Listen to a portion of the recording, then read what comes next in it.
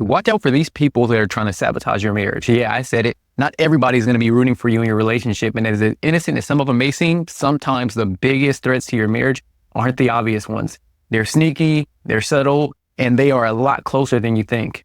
So before we dive in, share this with your buddies. You know, the ones with in-laws, the friends that are helping them a little too much. You know what I'm talking about. So saboteur number one, the in-laws. So let's start with the most obvious one.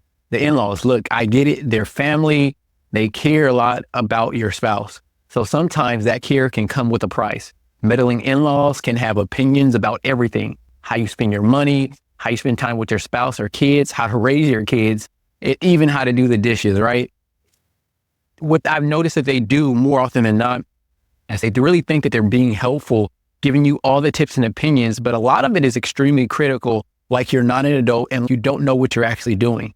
They're not always trying to cause trouble, but when they overstep, it creates division in the marriage. So maybe your mother-in-law you're not good enough. Maybe you're not doing things that she thinks you should be doing it in the way you should be doing it. And next thing you know, your wife is stressed. She's overwhelmed and things are just not working in your marriage because of those in-laws. The solution?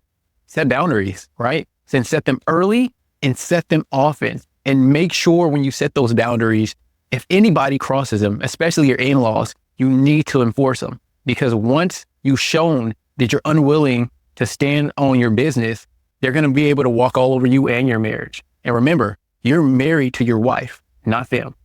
So saboteur number two, the toxic friends. So you know exactly what I'm talking about. Toxic friends are like termites in your marriage. They're small, super sneaky, and destructive over time. So maybe it's that buddy who's always wants to pull you out for that additional drink. Maybe it's the lady, one of her friends, that's in her ear constantly giving her advice or letting her know all the issues in your relationship and things that they don't really know about. These people chip away in your marriage without even noticing. They're not invested in your marriage success. They're invested in their own like fun and drama. So watch out for the friends who encourage bad habits, bad behavior, and they plant these seeds of doubt in your wife. Saboteur number three, the social media experts, right? So let's get real. We're talking about all the social media experts that are in these not real relationships, but they have all the ideas about your marriage, right? They tell you what a real man is, what they do, how to be a perfect wife, how they behave, and why you should never, ever compromise. And why a lot of that information is digestible and it's true. Guess what? Their advice isn't tailored for your relationships. More often than not, it's often clickbait designed to make you doubt your own judgment.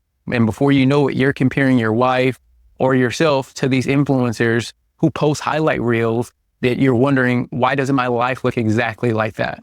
Here's the real truth. Real relationships are messy. They don't fit into the TikTok trends or a 30-second video for Instagram reels, right? Stop letting strangers on the internet dictate how you treat your spouse, unless it's a positive influence. Saboteur number four, and we're talking about the overly involved coworker. This could be you or your wife's friends at work who are really sneaking because it often feels like really innocent at first. They're trying to be helpful. Maybe it's that coworker who always wants to grab lunch or the one who, overshares a little bit about their personal life. And before you know it, you're venting about your marriage at work, what your wife or what yourself just doesn't do, all of the problems, all the issues going on with your kids. And they're getting a little too close to somebody who isn't your spouse. And you're giving them information that can be used to put seeds of doubt into your relationship.